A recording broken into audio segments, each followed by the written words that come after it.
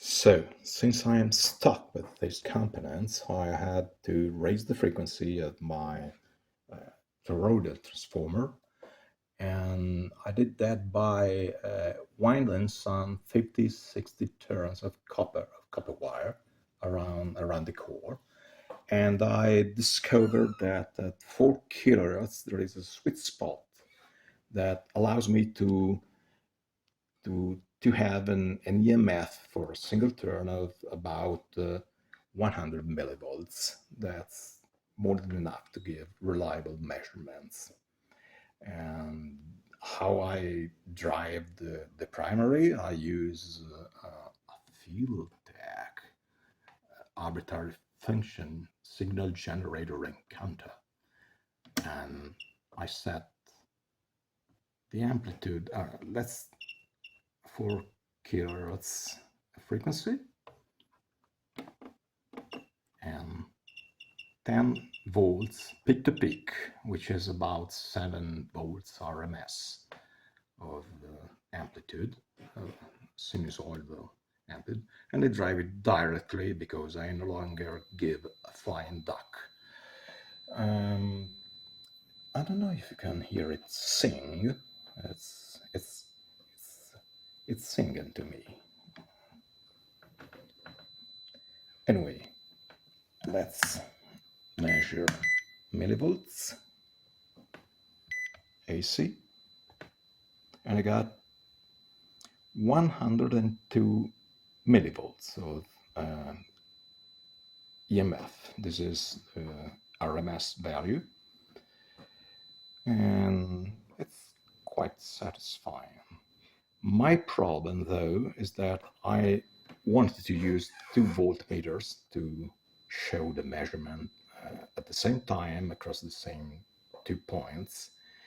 And my other voltmeters, which I'm gonna take now, is this. And if I turn it off, millivolts AC.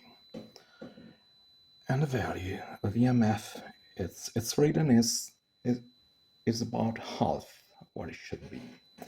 The reason is that this is slower. This can measure AC up to 1 kilohertz, I believe. So it's out of its specs. But it's not turning off. It's giving a value that we can use to recover the actual value of voltage. So what I did is make a few measurements, and well, let's take it away. And this is what I get. So this low voltmeter gives a measure that it's about really half the actual measure of the good one. Let's call it good one, because the UT61E can read AC voltages up to 5 kilohertz. So I will consider it the gospel. I will take the value as the true voltage read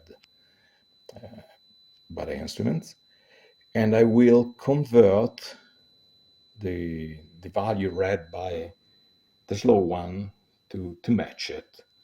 And by zooming in the 0 to 80 millivolts range, I found that for voltages under 40 millivolts, the conversion factor is about 2.12, while for voltages above 60, 70, 60 millivolts, it's about 2.06. And this is what I will use to convert the voltage. So this video was just to show what will happen.